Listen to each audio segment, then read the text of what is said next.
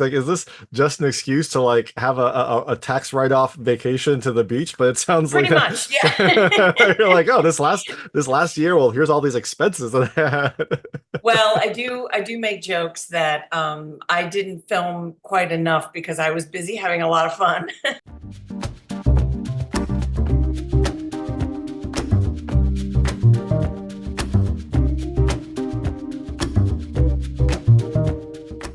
Hi everyone, it's David Stark from Watch Your Pass. Today I'm talking to Amy Nicholson, the director of Happy Campers, which is coming to theaters on August 9th, 2024.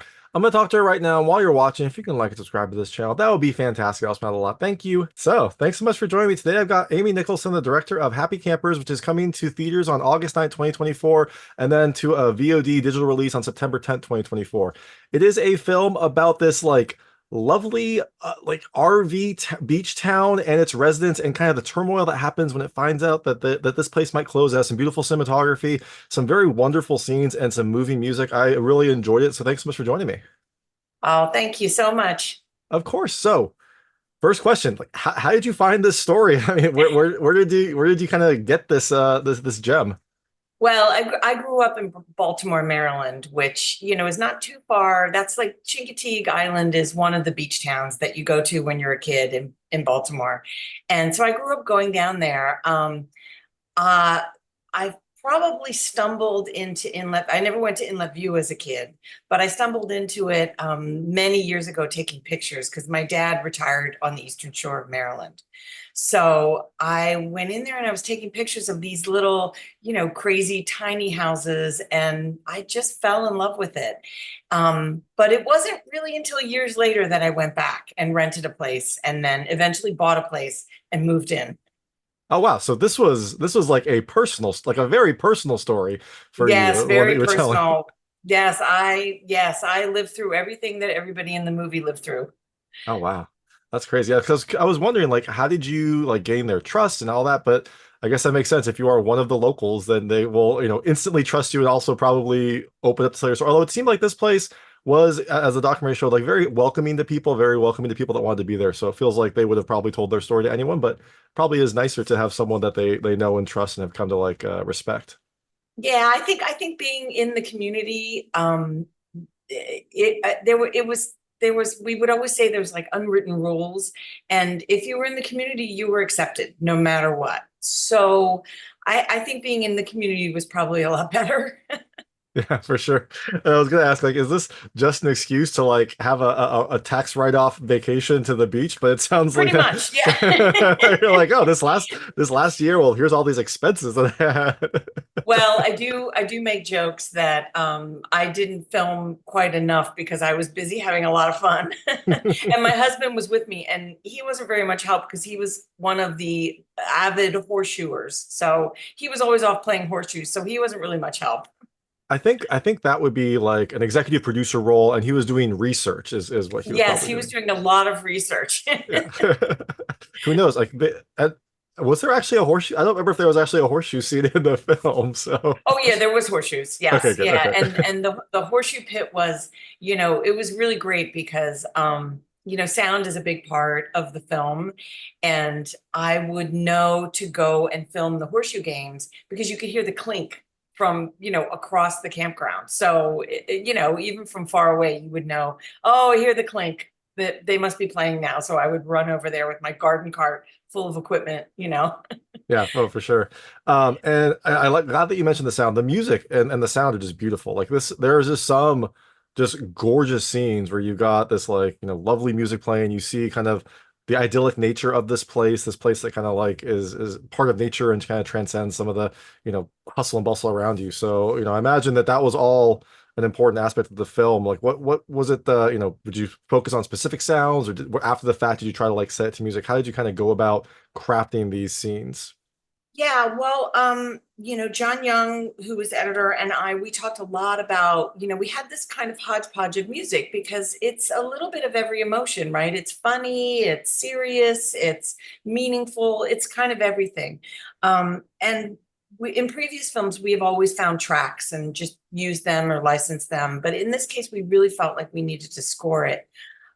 So I had the great pleasure of working with Troy Harrion, who also brought on J.R. Narrows, and Troy has done 306 Hollywood and a million other great masterful films, and those guys were fantastic. And then sound design, I actually picked Matt Davies for sound design really early on in my process because he had done Theo Anthony's rap film. And I made a note in my phone a million years ago when I was watching the movie, like, this guy's sound design is fantastic. And he and I worked for many, many, many months, probably I would say a total of 6 months on the sound alone. Oh wow.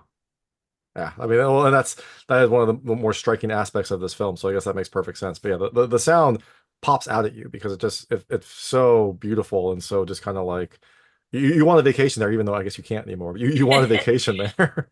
Well, that's just it. I mean, sound is such a big part of the experience. When I would go down late at night and, open up and, hook my hose up and, kind of settle in after a long drive, you don't really want to go to bed. So I would stay up late, and there were always like, the sounds of like the water lapping. The water was 10 feet away. So, the water lapping against the docks, or, early morning, the birds, or like I said, the horseshoes, or just kids playing in the pool. It was kind of a flat, very open place, and you could hear everything. And my favorite thing was to hear people sitting up late talking and laughing. And so I recorded a lot of that stuff and I archived it all. And then Matt rebuilt it because, of course, when you're shooting, you can't really have those sounds. You have to get as clean of what you're shooting as possible. So I recorded it and then we rebuilt it all. Wow, that's a lot of effort, but it definitely shows through.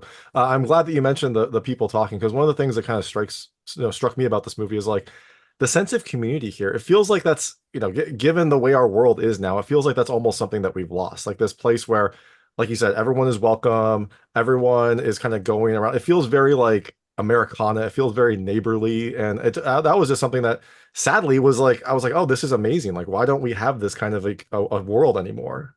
Exactly. And, I filmed the summer right before COVID. So, it was kind of a double whammy to leave the campground and then come home and not be able to have any of that, like with anyone. And then it was really a stark reminder of just how open and friendly and just kind of laid back and just come as you are. And there were a lot of my neighbors that I spoke to who would say, because a lot of people used them as second homes. There were some people who lived there full time, but most people it was their second home or it was their summer place. They would come from April until September, but they would say, I look forward to coming back here because I don't have the same neighbors at home. This is not what I have back in my, suburban life or my, my apartment. This is special. So. Yeah. Yeah, and it's interesting you mentioned double whammy. I noticed that too, like the timing of the filming, it felt like it was filmed right before COVID. And that, the extra kind of hurtful thing about this movie is like this would have been a perfect community to weather COVID because it's kind of That's what we isolated, all it's said. outdoors. Yeah. Yes, that's what we would all say. I mean, I keep in touch with probably, I think my personal mailing list for people that were in the campground is about 135 now. So I keep in touch with all of them, and then there's a very robust Facebook page, which kind of keeps the community together. But we all would say during COVID, like, oh, it's too bad we can't go to the campground because that would be the best place to hang out. Yeah, for sure. And I imagine so. I imagine you probably filmed a ton of content, a ton of like interviews. How did you whittle it down to this set of interviews, this set of interactions? I assume there's plenty that made the cutting room floor, but how did you kind of like what was your process like to do that? Well, I think, because it's not really a traditional documentary in the sense that, there's a big inciting incident and then, there's a huge fight or, I'm trying to make a point and get people to, call their congressman, it's not traditional in that sense.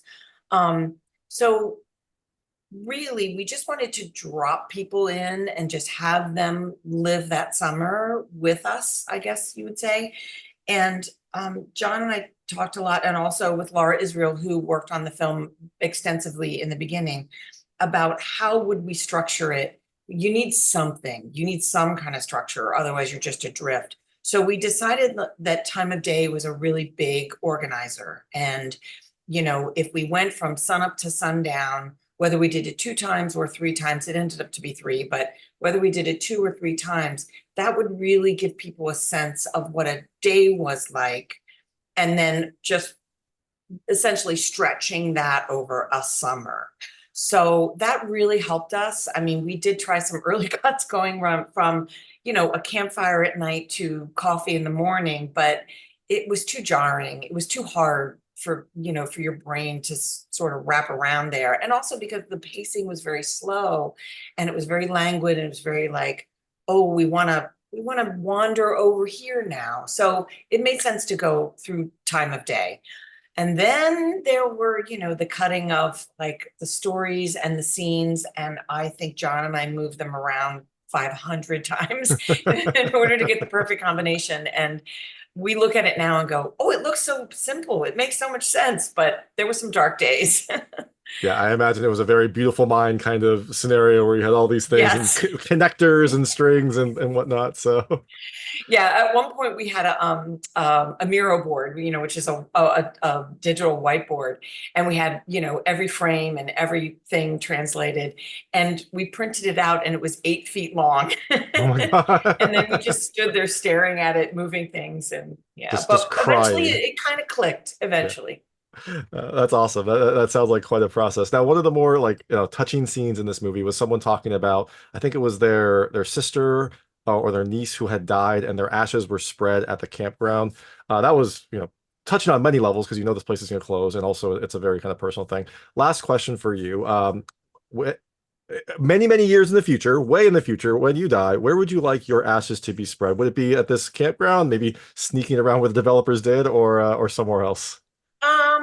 I don't know. I have a lot of traveling to do, so I'm sure I'll pick a spot. But I was very struck by that story too. And funny enough, the first time that I met Kim was at that memorial. She lived right by the public dock, and so that was a place that a lot of people hung out. And they would go past her door, and that's how my husband and I met her. And she's so lovely. And she said, "Oh, we're having a little." You didn't meet my sister, but we're having a thing for her tomorrow. I mean, this is typical of the campground. We're having a thing for her tomorrow. Please come over. and and then, I knew when I went back months and months later to interview her that I would ask her about, just about that moment and why she wanted to be put there. And she did not disappoint. That is such a beautiful memory, and it was a great way to end the film. Yeah, oh, for sure. And you can see that beautiful memory and all these other idyllic scenes, this place that sadly doesn't exist anymore, but we all hope someday to re-exist. Like someday our world, our country, our community will be like this place. The film is Happy Campers. It's coming to theaters on August 9th, 2024, and then some additional theaters on August 27th, 2024, and then to digital and on demand on September 10th, 2024. This is the filmmaker Amy Nicholson. Thank you so much for your time. Thank you. Thanks so much for having me. I appreciate it. Awesome. That was Amy Nicholson, the director of Happy Campers, which is coming to theaters on August 9th, 2024. It's a beautiful, heartfelt documentary that tells the story of the residents of the sleepy water town and their experiences when it looks like it's going to be closing. If you like this interview, please like and subscribe to this channel. It helps me out a lot. Make sure all my new content goes straight to you. Thank you.